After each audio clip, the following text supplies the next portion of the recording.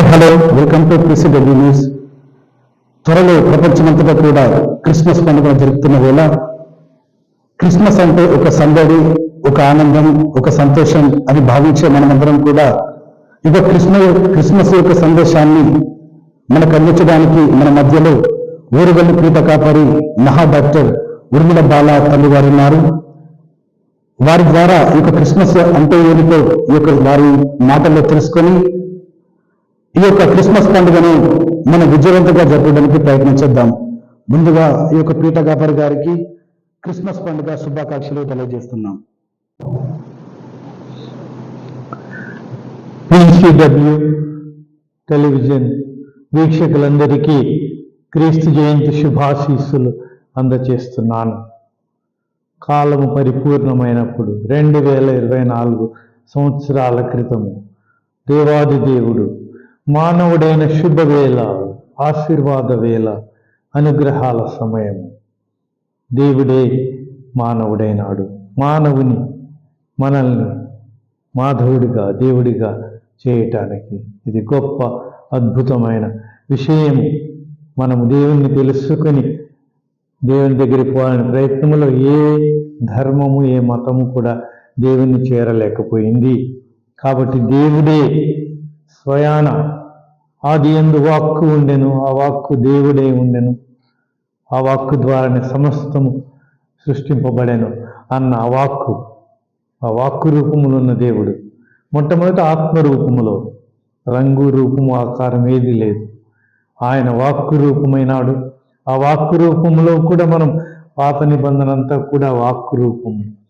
ఆయనని మనం అర్థం చేసుకోలేకపోతే, ఆయన దగ్గరికి మనం వెళ్ళలేకపోతే, ఆయనే స్వయాన దిగి వచ్చిన గొప్ప మహిమాన్వితమైన పండుగ క్రీస్తు జయంతి.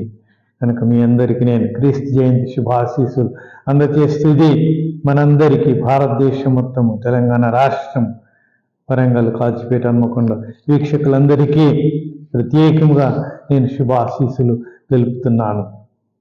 యేసు ప్రభు పుట్టక ముందే అనేక సార్లు అనేక సూచనలు ఇచ్చినారు. యెషయా ప్రవక్త 7:14 ఇదిగో ఒక కన్యక గర్భము ధరించును, ఆమె ఒక కుమారుని కనును, ఆయనకు ఇమ్మానుయేలు అని పేరు పెడతారు. ఇమ్మానుయేలు అనగా దేవుడు మనతో ఉన్నాడు, దేవుడు మన తోడుగా ఉన్నాడు, మన తోడుగా ఉంటాడు, మనల్ని నడిపిస్తాడు. ఈ విధముగా భయపడకుడు, నేను మీకు తోడుగా ఉన్నాను. ఒక్క మాటలో క్రీస్తు సందేశం చెప్పాలంటే, నేను మీతో ఉంటాను, ఇక మీకు భయం లేదు. పరిశుద్ధ గ్రంథంలో, బైబిల్లో 365 సార్లు భయపడకుడు, నేనున్నానని దేవుడు ప్రతిరోజుకు ఒకసారి అన్నట్టుగా 365 సార్లు. అంటే ఈ విధంగా ఆయన మాటల్లో చెప్పటమే కాదు, ప్రవచనాలలో పలకటమే కాదు, సాక్షాత్తు మరియ గర్భాన పశువుల శాలలో బెత్లెహేము నగరంలో ఆయన చలిచలి గాలుల్లో, చిమ్మ చీకట్లలో మనకు కాంతి రేఖల వెలుగులుగా ఉండేటట్టుగా ఆయన జన్మించాడు. కనుక ఒక కన్య గర్భము ధరించటం విడ్డూరం, దేవుడు మనిషి కావటం అంతకంటే నమ్మలేని నిజం. కానీ అది నిజం, అది చరితము, ఒక కథ కాదు, క్రీస్తు చరితము. మనము ఆయన్ని చూస్తే ఇప్పుడు ఈ సంవత్సరము మనం కొనియాడే పండుగ 2025వ సంవత్సరము, ఒక జూబిలీ సంవత్సరం, ఆనంద సంవత్సరము. క్రీస్తు జన్మించి లోకంను రక్షించుటకు ఇదిగో కాలం దొర్లుతూ ఉంది, పరిగెత్తుతుంది కొన్నిసార్లు అనిపిస్తుంది. కనుక ఇంత స్పీడ్గా, వేగంగా కాలం పరిగెడుతుంది. ఈ కాల వాహినిలో, కాల గర్భములో కన్య మరియ ఉదరమున జన్మించి మనల్ని అందరినీ రక్షించటానికి ఆయన భయపడకుడు, మీకు తోడుగా ఉన్నాను అని మనందరికీ ఈ సంవత్సరం ప్రత్యేకంగా అభయం ఇస్తున్నాడు. ఎప్పుడు కూడా మనిషికి ఎంత తెలివితేటలున్నా, ఎంత ధనమున్నా కానీ మనము దేవుని చేరుకోలేని సమయంలో దేవుడు క్రీస్తులో ఉన్న ప్రత్యేకత ఇది. మనుష్య అవతారము ఒక దర్శనము, ఒక మాయ కాదు, కళ్ళ కనపడి పోవటము కాదు, సాక్షాత్తు మన శరీర రక్తాలని ఆయన తీసుకున్నాడు, శరీర రక్తాలతో మనిషిగా జన్మించినాడు. కనుక క్రీస్తులో 2 స్వభావాలు 100% ఆయన దేవుడు 100% ఇటు మానవుడు, మరియ గర్భాన ఉదయించిన మానవుడు, మనల్ని పాపము నుండి రక్షించటానికి, అంధకారము నుండి వెలుగులోనికి రప్పించటానికి ఆయన పూర్తిగా మన అవతారం ఎత్తాడు. అవతారము అనే పదం మనకందరికీ తెలుసు. దాంట్లో ఒక తార ఉన్నది, అవతారము. కనుక ఆ తార క్రీస్తు జన్మించినప్పుడు ఆకాశంలో ఒక తార అందరికీ ప్రకటించింది, ఇదిగో దావీదు నగరమున మీకు రక్షకుడు జన్మించెను, ఆయన క్రీస్తు ప్రభువు. లూకాసు సువార్త 2:11 మనకు స్పష్టముగా ఉన్నది.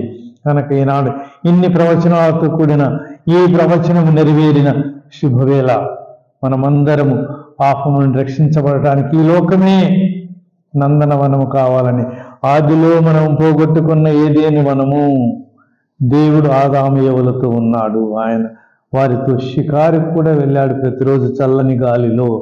దానిని పోగొట్టుకున్నాం మనము. ఆదాము యెవల ధిక్కరణ వలన మనిషి ధిక్కరించి దేవుని దూరమైపోయినా కానీ దేవుడు మనల్ని వదిలిపెట్టలేదు.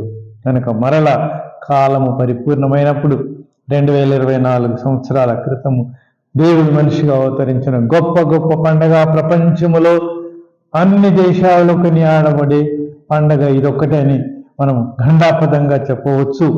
కనుక ఎన్ని దేశాలున్నా, ఎన్ని సంస్కృతులు, ఎన్ని భాషల్లో, అన్ని భాషల్లో కూడా ఈరోజు దేవుని స్తుతిస్తున్నారు.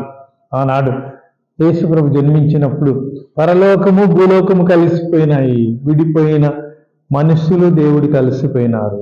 అందుకే దేవదూతలు పరలోకం నుంచి వచ్చి, పరలోకములో దేవునికి మహిమ, భూలోకములో మంచి మనసు గల వారికి శాంతి, సమాధానము, సకల అనుగ్రహములని వారు ఎలుగెత్తి పాట పాడారు.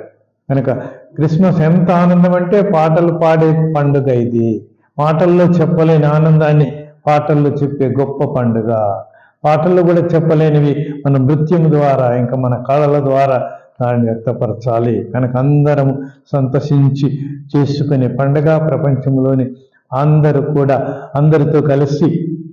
కనుక ఈ పండుగ ఇంకొక అర్థము, అందరూ కలుసుకునే సమయము, అందరిని కలిపే దేవుడు క్రీస్తు ప్రభు.